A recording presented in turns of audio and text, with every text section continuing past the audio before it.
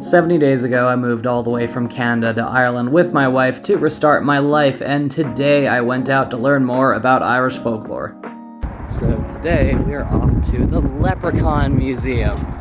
Very excited. It has giant furniture, so the goal today is to learn as much about Irish folklore as I can, because even though it's like a leprechaun museum, there's a lot of things around folklore and whatnot that you can actually learn. So that's the goal.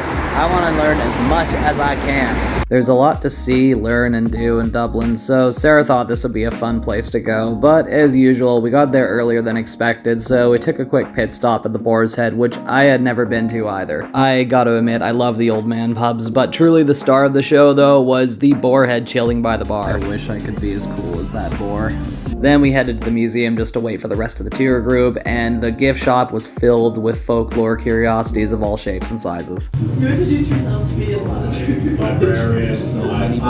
Once everyone was locked in, we did this little guided tour which had us going through different rooms, experiencing storytelling reminiscent of the days when folklore about fairies, and very specifically in this case, leprechauns, was told in single-room Irish cottages, as well as nighttime stories in a forest. This was the bulk of the tour, but what I was really stoked on was the absolute derailment of all the leprechaun stereotypes being blown out of the water and replaced with a deeper appreciation of how conniving these little guys were in these stories. I really got a kick out of how most Irish stories always had a focus on a happy start and a miserable ending, which is also very telling for the sense of humor this country has as well. But either way, by the end of it, I had a better picture painted of those damn fairies and why everyone seemed to be so afraid of them in the days of old, and how the traditions are kept up today in their own ways. Now, you're probably wondering about the chair I'm climbing, as they had this little gimmick where they told us we were all shrunk to the size of a leprechaun to get a taste of how they see life, and your boy compulsively had to give his wife the ick and throw my tiny little 5'6" self at it and climb on top. With the tour done, we had a lot of time left to wander around, so we went to another watering hole for more drinks. This place was pretty swanky, and any chance I can get to drown myself in an espresso martini, I'm gonna take it. This drink was sent to me from the heavens because coffee and hard bar are my two favorite things in the world, and the fact that they're mixed together makes it all the better. Sarah and I weren't exactly planning to go on a bender after this, so instead we went to Bunsen Burgers, which had a shockingly amazing playlist going.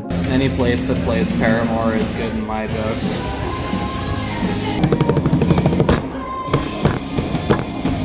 Take it away, Haley. Take it away. Sarah, are you Team Edward or Team Jacob?